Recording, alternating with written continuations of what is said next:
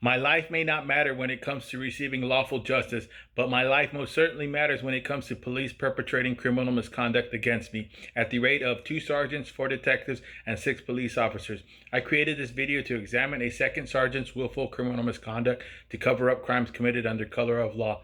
The 2 screenshots behind me are the first pages of 2 separate independent police monitor criminal misconduct complaints I filed. The complaint on the left is the only complaint that left off a supervisor. I will eventually make different types of content, but create these types of videos to document a foundation of evidence that has allowed me to see the world in a different light. These 2 screenshots document my first full complaint.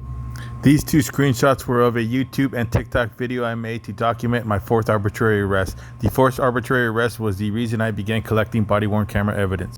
Here's a screenshot of the Axon body-worn camera evidence I collected. My first request was for a December 7, 2020 incident where I felt NOPD tried to kill me.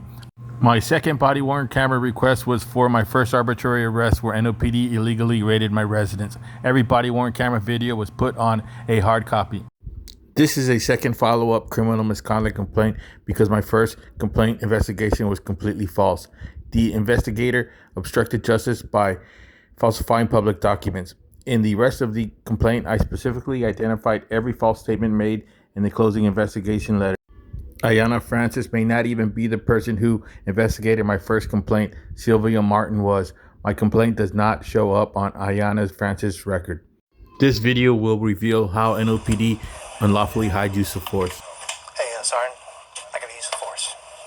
I have a use of force. Okay. We start crime lab for this location. I'm sorry, 2230 Brainard Street. 2230 Brainard Street. Let me see, 37 with the apprehension. Crime lab won't take the guns that you have in arrest, but you tell them you want it swabbed. You want the gun swabbed. So right now, leave it right where it is. I'm going to get his hands GSW as well. If you want. But what I would also suggest is take a DNA swab from him too. Tell crime lab you want a DNA swab from him. If they tell you no, they can't do it right now because you got to have a search warrant, that's fine. That's something you can do later. But at least get the gun swabbed. Tell them you want that gun swabbed. They know exactly what needs to be done. But they're not going to take it to the crime lab. They're not going to take it to the property room for you since you have an arrest. So for my use of force, I write that to you. I don't know. You had a use of force? My gun was out and didn't reach. But didn't he open the door? What do you mean your gun was out? Then I went through that fence and I saw him. My But gun were you like this and ordered him out, or did you do this? Him, I was up pointing. Just tell Perkins if he needs me to do it, then I'll do it. No problem. I got 24 hours to cut us an FTM. Well, this is my last thing before I'm off. Yeah, but I mean, I cut a use of force statement before you pop smoke and email it to him. If he wants me to do it, then tell him I'll cut the FTN, or he can cut the FTN for me. Email it to me, and I'll do it tonight when I come in. Okay. It's no big deal. I didn't see it. I thought everybody was at Sewell, so. Well, when I came around the fence, I saw you standing there like this, so I didn't think that you went When I up. popped the fence, as soon as I saw him put his head out, I was like, okay, that's the first door. That's supposed to be him. Right. That's Your fine. hands. No, that's fine. That's easy peasy, bro. Yeah, that's the easiest freaking use of force report to write is a level 1. It was so easy to write, nobody wrote a use of force on any report. Their number 6, speech, soft, polite. Didn't matter, they treated me worse than an animal.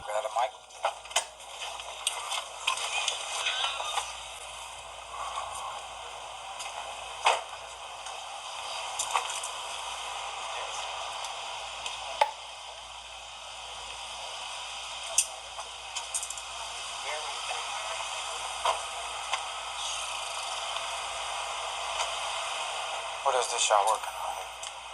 Say again, Sergeant? What is this y'all working on? 37. Where it happened at? Right there. Inside? Sorry? Inside the apartment complex? How did y'all get him out? Face her. No, you came out.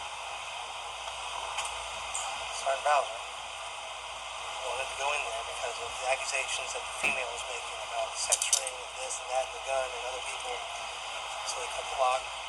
Who cut what lock? He cut the lock to the front gate. Okay. So the primary door was over here. Okay. They went around that way. I went through the back gate to make sure he didn't come out the back door. Well, he came out the back door. Pointed my weapon at him, told him to get his hands up, use of force. Who's doing the use of force? He said, either let you know, or if you want him to do it, he'll do it. Yeah, he can do Well, it. I'm kind of stuck out here in the middle. I'm still under my original 30 seconds. So we had him step out. One of the detectives watched him. There's supposed to be additional people in there. What's this? Wait, part of it. Looking for what? Part of it. Just This is the gist/deposition of my false arrest. This is Officer Stanley's sworn testimony, and his supervisors highlighted in pink. Upon opening the back gate, Officer Stanley observed the subject and placed him under arrest. Let me see your hands. Let me see your hands. Step out. Step out. Step out. Step out. I provided this body-worn camera angle to identify Sergeant Perkins and to show how pissed off he was, yet he still willfully chose to align with criminal misconduct. Why do I feel like that's not the way? I included this body-worn camera angle to document how officers play behind my back and document how the only Hispanic officer mad dogged me for a few seconds for some reason.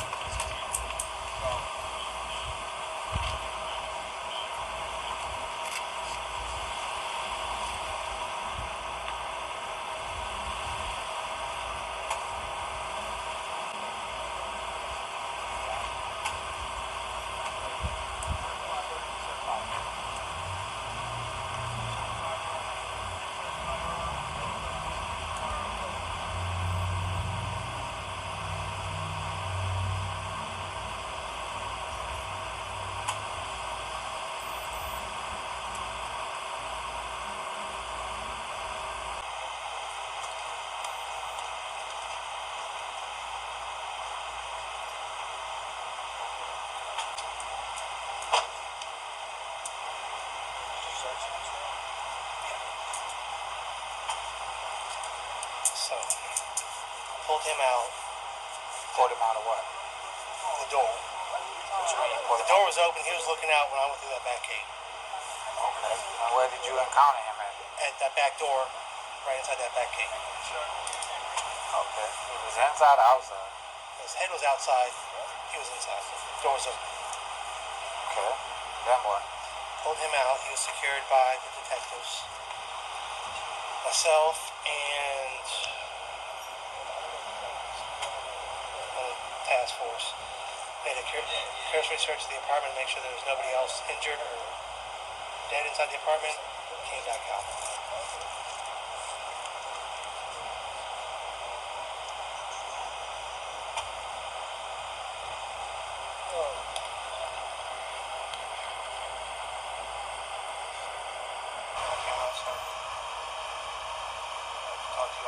Can I turn my camera on? Talk to you off camera? Okay. So who's handling this? Yes, I am.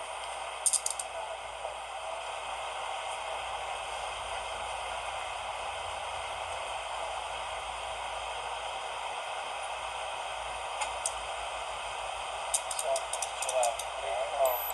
Williams has been staying watching the door. We'll get called to the crew and stay watching the door. No. No? No.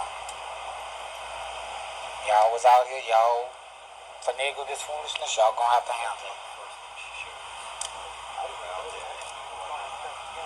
You should have 1019 like I told you. You didn't tell me to 1019. You should have 1019 like I told you. You didn't tell me to 1019.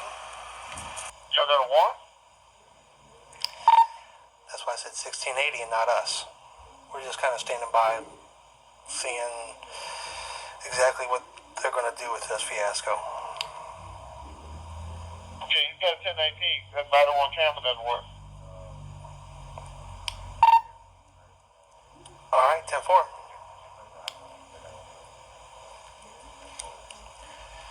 10-19.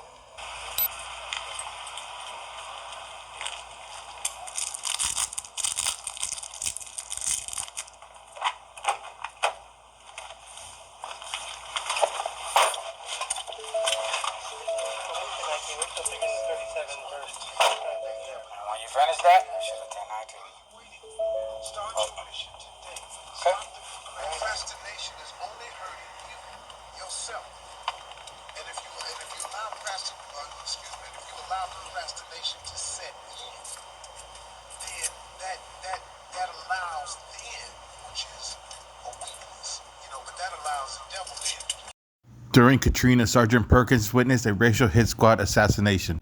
The racial hit squad lied about rendering aid and were never charged with murder.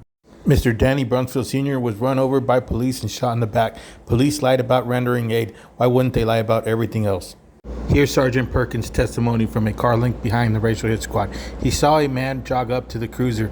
I seen him jump into the air, Perkins said, adding, the man hit the ground. Meanwhile, several gunshots rang out. He said, everything was simultaneously. On code. So a man jumped up and several shots rang out. This is called testifying against your colleagues. On code. Mr. Danny Brumfield's family account was he was hit by a NPD vehicle twice and shot in the back because he was trying to get help for his dehydrated grandchild. The Brumfield family settled the wrongful death lawsuit. Their attorney remains convinced that Brumfield's shooting was unjustified and the subject of a cover-up. The police account does not matter. They lied about rendering aid. They also lied about a pair of scissors that were never collected as evidence. Photos reportedly taken by officers at the scene of the shooting were lost. Detective Desanita Barnes investigated the murder and deemed it a justified shooting, although she never looked at the autopsy report. Here's Mr. Danny Brumfield Sr.'s autopsy report. There is a single shotgun wound to the left back. Entries of the shot pellets indicating the wound to be close range, most likely near contact, back to front. So I'd like to know how you can shoot someone lunging at you in the back to front. Because of its corruption, NOPD was put under a DOJ consent decree. The DOJ findings, NOPD's system for receiving investigation and resolving misconduct complaints does not function as an effective accountable measure. 14 years later, the corruption has never been more rampant. In conclusion, standard operating procedures for reporting use of force. There, number 4, responsibilities to report use of force. Officers who use force or observe the use of force shall notify supervisor. Officers who observe force and fail to report it shall be the subject of disciplinary action up to and including termination. Remember, you can observe force on body-worn camera video. That's what it's for.